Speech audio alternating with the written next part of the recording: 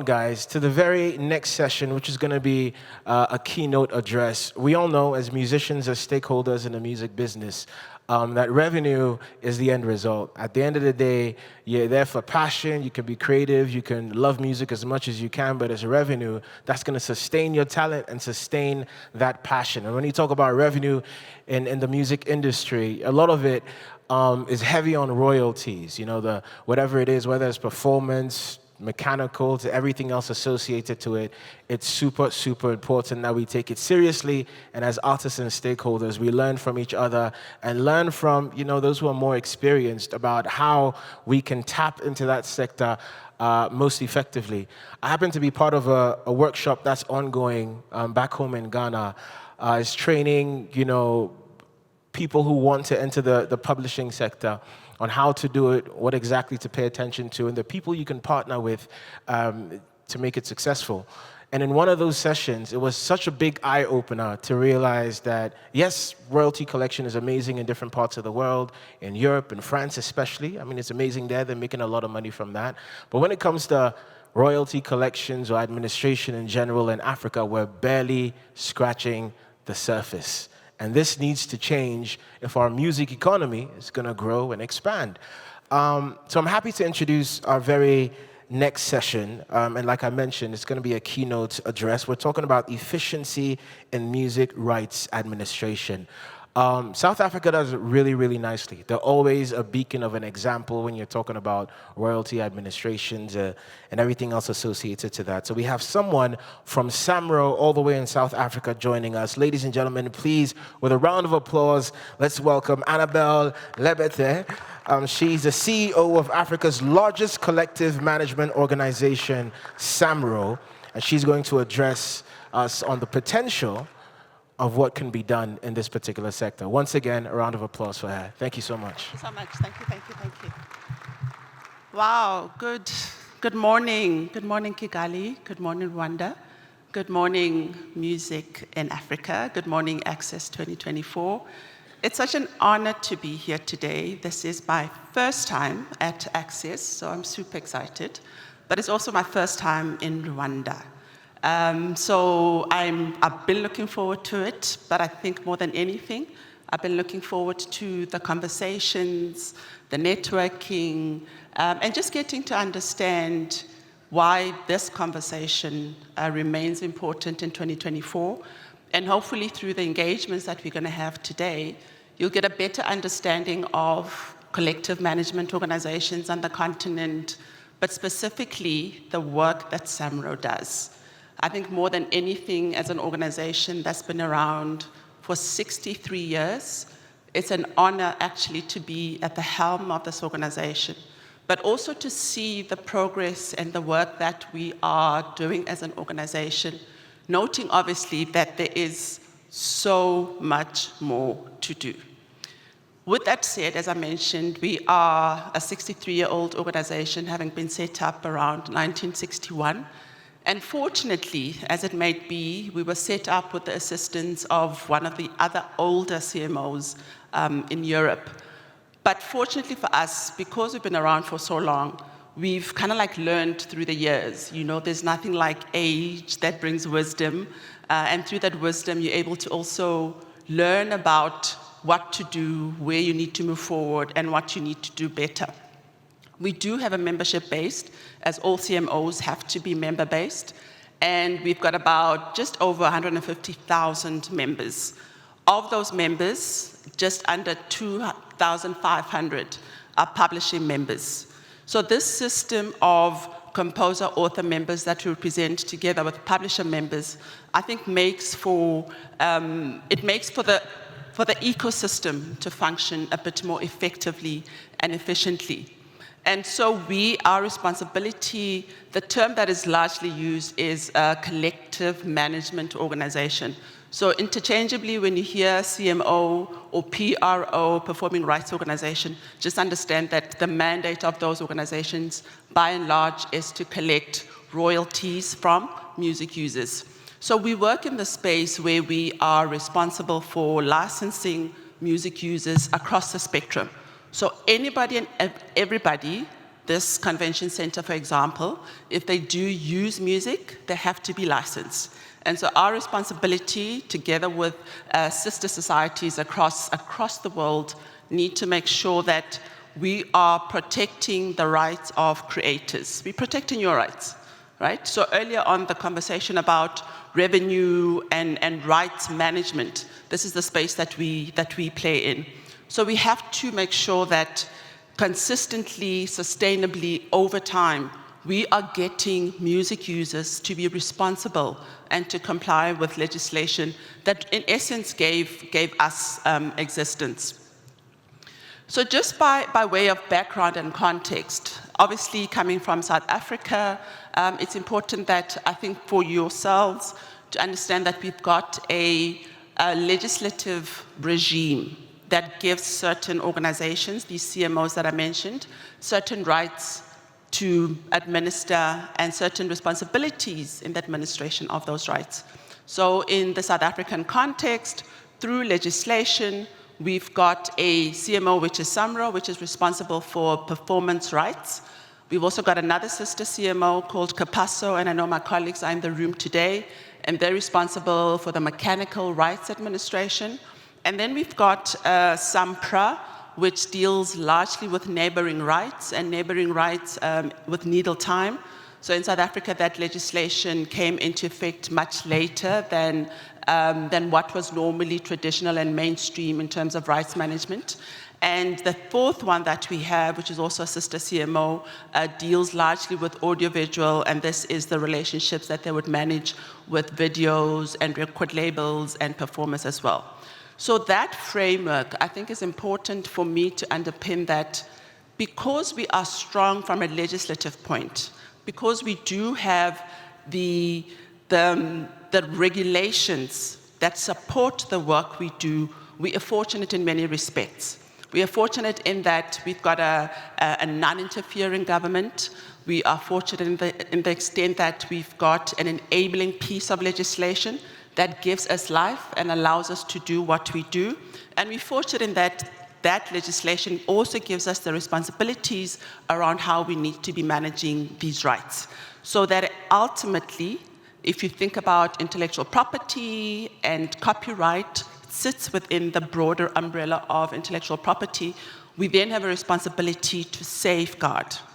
Just out of interest, I come from a museum background. Before this time at SAMRO, I was with a group of museums, and I got to appreciate and understand what the role of artifacts. You know, if you go to a museum, you see artifacts, but ultimately those artifacts are said to be held for society's good.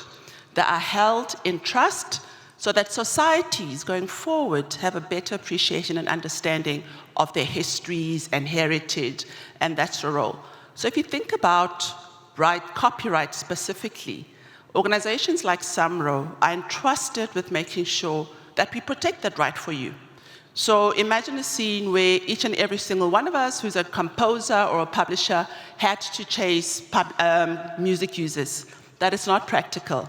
So the legislation, and by setting up the CMOs, enables us to represent your interests. So it's our responsibility to go after the monies. It's our responsibility to make sure that your earning potential through the performance rights, through mechanical rights, through neighboring rights is protected. And really that's what CMOs exist to do. And so as we go through today's session and other engagements that you'll have with other colleagues, I hope we'll have a better appreciation and understanding of why CMOs remain critical, a critical part of the ecosystem of music industry, music publishing, rights management, and revenue growth. So it's one stream that supports the growth potential of artists. And it's also nice because it's secondary, supplementary income, right? So you actually don't need to do anything. You don't need to be writing songs because the catalogs that you already have will live beyond you. They will continue to generate income for you with or without you doing anything, right? So I think that's important to note. But just to I think also contextualize the work that SAMRO does.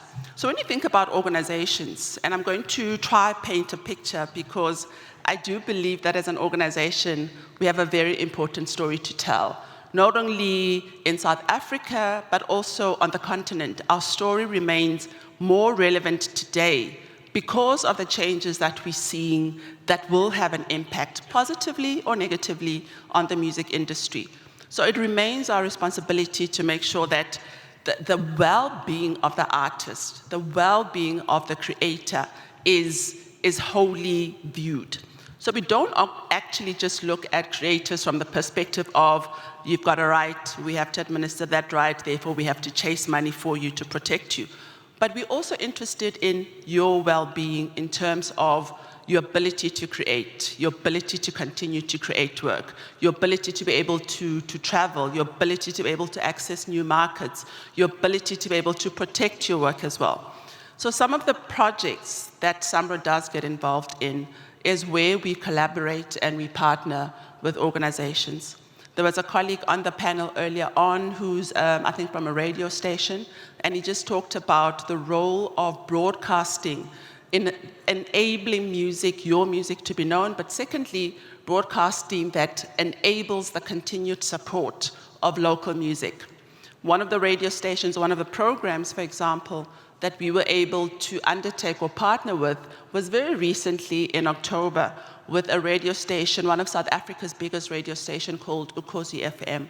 And the reason why we partnered with Ukhozi FM in celebration of local music was so that we can, one, create a better awareness and understanding of these different types of genres that are not necessarily mainstream genres. You know, you've got your popular, and then you've got indigenous local sounds that are equally important because behind that sound is a creator, because behind that sound is a rights holder.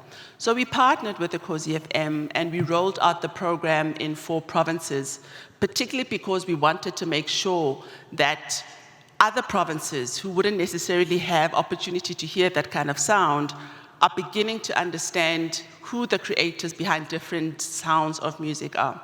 So we did that and we went to different cities around the country, but specifically with the aim of educating and engaging with creators as well, who are up-and-coming artists, who are potential members that we could then sign up as well as a CMO, but also who are working within the broader industry ecosystem. So those are some of the programs from our marketing and CSI wing that we support. But another important program around understanding music and the music industry are the skills around music business. Having worked in the industry for as long as I have, I think clearly there's always a need for us to be talking about music business, for us to be educating new entrants into the sector on the role of music business and how you need to see red flags. What are the pitfalls? What kind of legal frameworks or contracts are important to protect your interests? And surprisingly, colleagues, you'll be all shocked at consistently how many stories we hear of young artists specifically who sign contracts without understanding the full impact of what they're signing and how their rights are not always necessarily protected.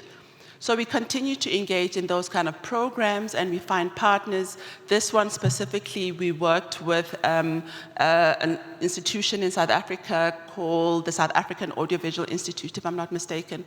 And it was specifically to make sure that even as a mid-career professional, because of the changes in legislation, changes in the way that music is being distributed, which is non-linear anymore and it's not traditional, that we're finding these opportunities to educate and to train, right? So those programs remain critical to the work that we do as an organization. And again, it's about the collaboration. So our primary focus is rolling out these programs to our members that I mentioned a bit earlier on. So each and every single year, through our corporate social investment programs, we identify critical programs that need to assist our members in understanding their rights and obligations, understanding our rights and obligations as well as an organization, but also equally ensuring that they're furthering their careers in a way that allows them to continue to generate this income from rights management. And then one important program that I really just want to sort of mention, and again, referencing my background from the heritage sector and music, I think the preservation of music is equally important. I think that there are mainstream genres, as I mentioned, but equally the non-mainstream, non-popular genres need to be protected.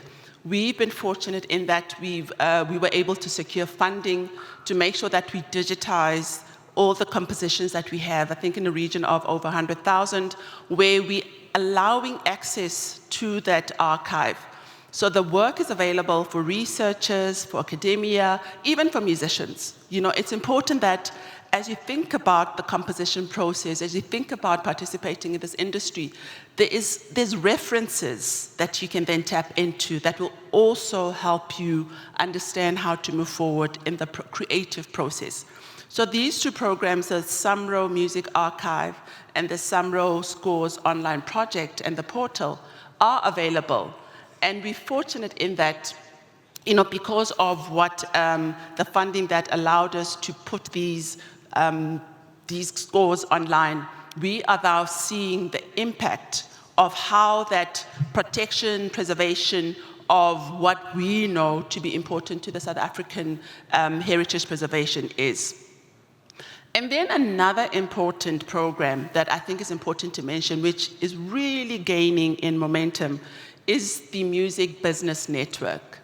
This has been an incredible program for us to see grow. We only started it about 8 months ago, and it presents an opportunity or platform for the music industry to network, right? It's sponsored by SAMRO. We've now brought another bank on board, and it was really the brainchild of a professional working in the sector, where we realized that we need to find these opportunities to engage. We need to find, outside of conferences, outside of symposiums, where do we get an engagement or platform to talk and to understand what are the issues, right? How do we do things better? How do we learn from each other? How do we protect each other? How do we make sure that as creators, your work is protected? We'd be surprised again to note that, not every member or young composer knows that they need to go and be registered with a SAMRO, for example. And so these network sessions provide that all-important knowledge-sharing platform and space where we're saying to professionals, please engage with these processes, engage with these platforms. If you wanted to be a nurse or a doctor, you go for formal education, right? You go for formal education, you spend 3-5 years, however long it takes, for you to have appreciation and an understanding of this profession and this career that you want to be in. Why should we not be doing that for the music industry? Why should we not be talking about what you need to do in order for you to have longevity as a professional in this industry? And so this is what that platform does in itself, is to provide the opportunity for engagement, the opportunity for discussion, and the opportunity to talk about issues that plague a whole host of role players in the industry. So there's obviously the collective management societies, there are publishers, there are record labels, there are independents. We heard earlier on about how the Rwandan music industry is largely made up of indies. And so what is the role and how do we create this symbiotic relationship among the different role players? And then I wanted to also talk about, again, one of the other strengths that we've encountered as an organization that speaks largely to our success is SAMRO was fortuitous early on to see the need to set up a special vehicle through a retirement fund for musicians, for creators. And so I think it's about 30 years old, if I'm not mistaken, the Simon Retirement Annuity was set up specifically to prepare our members for the eventuality when they actually do retire. Like anything, we do know that we all have a lifespan in terms of our ability to continue to generate income from our profession, but we realize that in order for this industry as well to be considered as a profession, there needed to be a vehicle that safeguards the interests of our members in retirement. With the South African legislation being what it is, this is a separate organization that is administered through the Pension Funds Act with a separate principal officer, and their responsibility is to invest the funds. And how we've structured this vehicle is that for any given year, members who earn, they have to meet the minimum threshold, obviously. SAMRO then contributes a portion to the retirement annuity. The member does not contribute a cent. So this is part of SAMRO's social and cultural contribution towards ensuring that when members from 55 years to the retirement age in South Africa, which is 60 and 65, they at least have an investment fund that they can then tap into. This is probably the only one of such a fund that exists across the continent for the CMOs that we have. And it's important that we're able to grow that fund. So what you saw on the screen right now was that I can't see my slides. Can we go back to I don't want to see me, I want to see the slides. So over the past 5 years, we've paid out around 104 million rands. And that is significant for an organization who's not an investment fund space, but having identified the need for this particular benefit to exist. Thank you so much. And then moving on to COVID, I think COVID was detrimental to the industry. There were huge impacts all around. But what we realized as well was that creators needed to continue to create, even when it was that time of the pandemic. And so we created what is called the Music Support Creation Fund, where we set aside an allocation of about 3 million rand. It costs about 25,000 rand per member to access, and really it's just to help you create. So you apply through that fund, we then evaluate the applications, and again, it is only for SAMRO members. So since 2020, when it was initiated, this is year 4, we continue to realize the impact and the importance of that particular fund to our members and the ability to continue to create. So we cannot divorce ourselves, colleagues, from the importance of the creation process and the creation cycle and what it means to our members to build this catalog of work and to keep it growing over the years. So we've just had a call now for next year, and we're seeing a huge deluge of applications because of the need that we've identified and that members continue to see as important. Where do I direct this thing? So earlier on, I spoke about South African legislative framework, I spoke about the legislative regime, and more importantly, there is such an impactful process underway in South Africa regarding the review of the Copyright Act. It is an outdated piece of legislation. It was due for review, and this process had been going on for about 12 years. As you would know, legislation being legislation, it runs its own course. But what was significant and why it was important to highlight it here, to demonstrate the importance of industry collaboration and industry collective, holding policymakers and holding legislators to a standard that supports our interests, that protects our interests. So there was a coalition that was set up in South Africa called the Copyright Coalition of South Africa that has a broad representation of members who are affected by intellectual property and copyright protections. So from the audiovisual sector to the publishing sector to the music sector. We as a sector came forward and said, if any legislative changes need to happen, they need to ensure the continued and sustainable protections of creators. Fortunately, we are at the point where we've seen a small victory. Our parliament had taken this piece of legislation to the president for him to sign into law. And because of the voice of the collective, the president hasn't signed that piece of legislation into law. He's actually referred it to the highest court in the land, which is the Constitutional Court, and he's asked the court to weigh in on certain provisions of that piece of legislation. we should not take for granted, colleagues, the importance of the industry standing together and challenging any processes or policies that would seem to erode the gains that the industries would have made.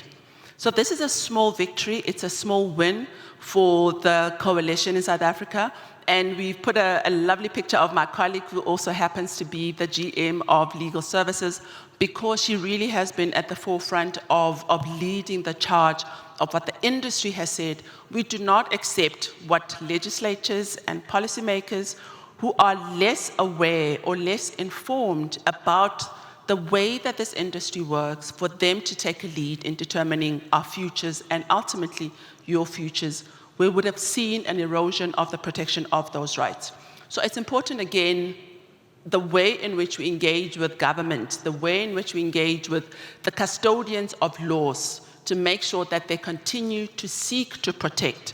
Otherwise, if that goes away, then we would be having different conversations about the supplementary secondary revenue stream that I mentioned a bit earlier on. And then, colleagues, this slide or this picture, this perspective, is always about seeing ourselves against the international and the global market. In South Africa, and we will talk about how as SAMRO, how we've managed to achieve the gains and the successes that we've achieved. But when you reflect on this recently released report by the International Federation of CMOs, which is called CSAC, they've just recently released it for the financial year 2023. It comes out a year later. They do include stats around, we've seen growth in digital. So digital subscription-based services, video on demand services, we are seeing a huge increase in what digital streaming, that revenue stream is doing for societies, but for creators, right? So this is all the Netflixes, YouTube, et cetera, And in this year under review, there was a 9.6% increase in collections from digital service platforms. But again, when you also look at improvements in live performance and public performance, post-COVID years, there has been a significant recovery. And so about 4% of what the global collections say has largely been driven by live performance. So as many users, as many platforms that exist to support the performance, to support live performances, is what we actually need to be pushing for and supporting, I think, as a collective.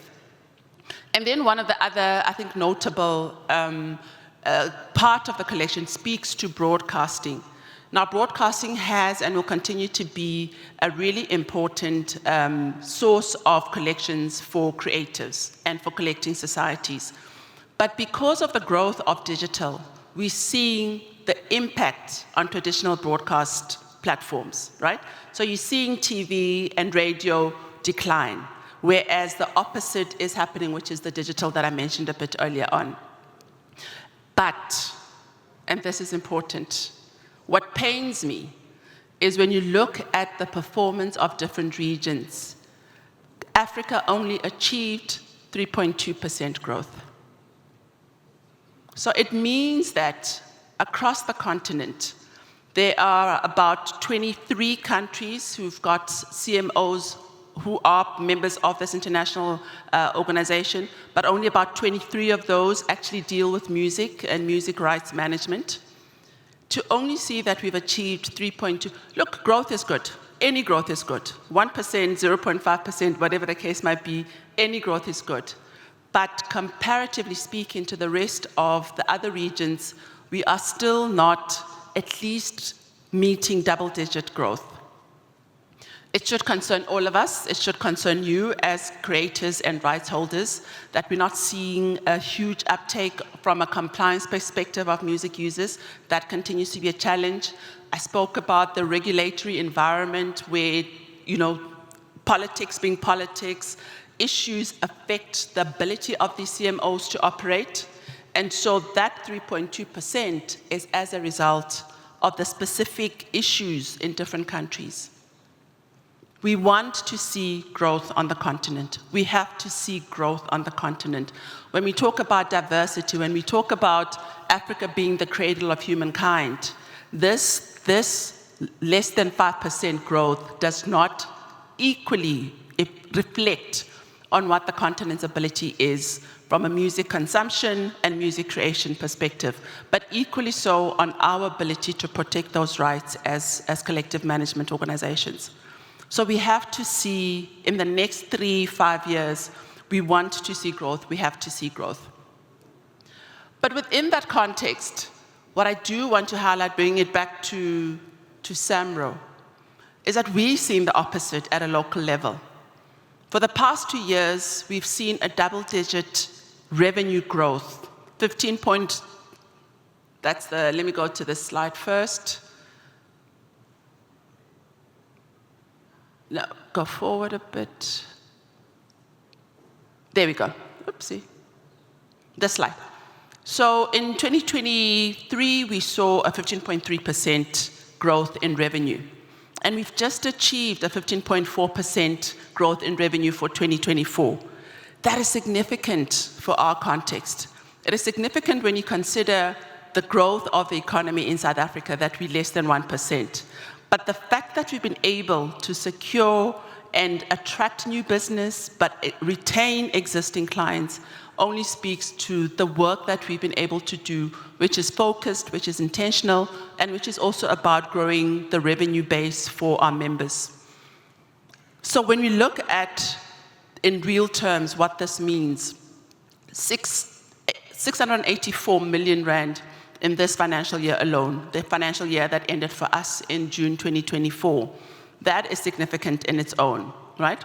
And we attribute this to all the efforts that the different departments have done, but it is being strategic with our actions about growing revenue, being strategic in researching where we under-licensed, being strategic in ensuring that we have legal mechanisms in place that assist us to make sure that we are continuing to protect the rights of our creators. It is not acceptable for music users to not want to be licensed. And so this is the message that we have continuously and will continue to advocate and to talk about the value and the importance of music to any business. In any business, if you're not understanding how there's a direct correlation between music in a store, at a shop, whatever it might be, and the purchasing power of consumers, and there's lots of research that has indicated this.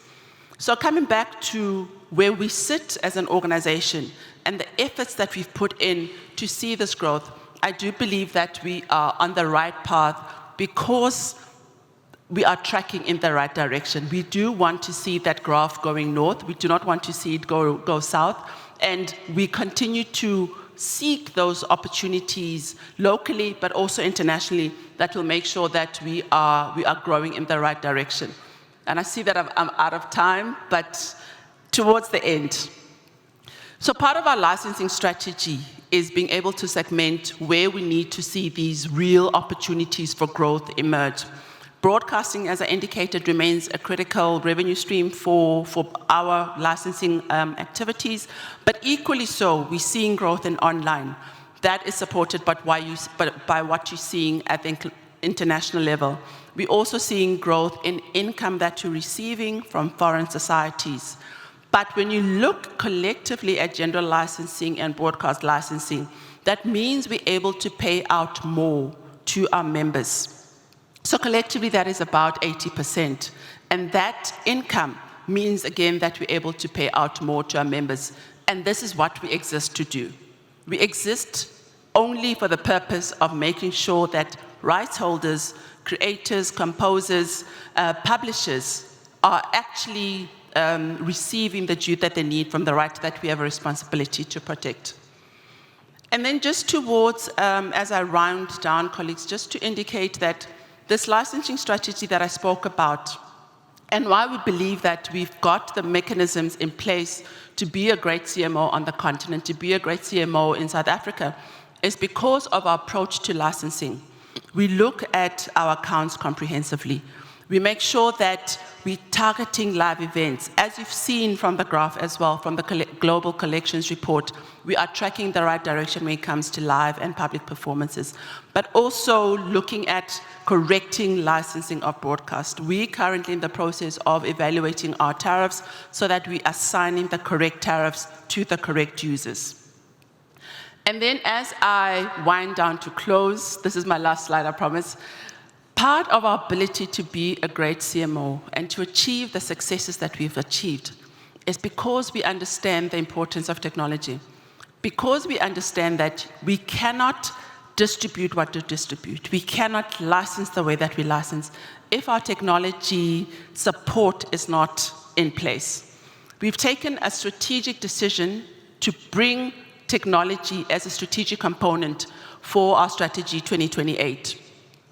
And so we've deployed these systems internally. For the first time in the 63 years of the organization, we've taken the approach of developing the system internally because our people understand what we need to do, at what point it needs to be done, and how important it is for our composer members, our publisher members. And so bringing all of this in-house has revolutionized the way in which our business model operates. It's a bit more faster, it's more efficient, and it's resulting in the successes that our creators, our members want to see from the organization that is tasked with taking care of their rights and protecting those particular rights. This, I think, has again been revolutionary for us because we've identified where we need to make these technological enhancements that will hopefully support the work that we do. And the inverse of that is that our cost to income goes down while what we're able to distribute to our members goes up. So that relationship is important for us to manage and to sustain going forward. With that said, it has been a pleasure to be here today. Thank you to Access for allowing me to be here. Thank you to Kigali. As I said, it's my first time coming here, and it has been such a pleasure. If you do want more information, we do have a stand outside. Please visit the stand, ask any questions. I've got I'm with the team, and my team is available to assist and to engage with any and all issues that you may want to engage with.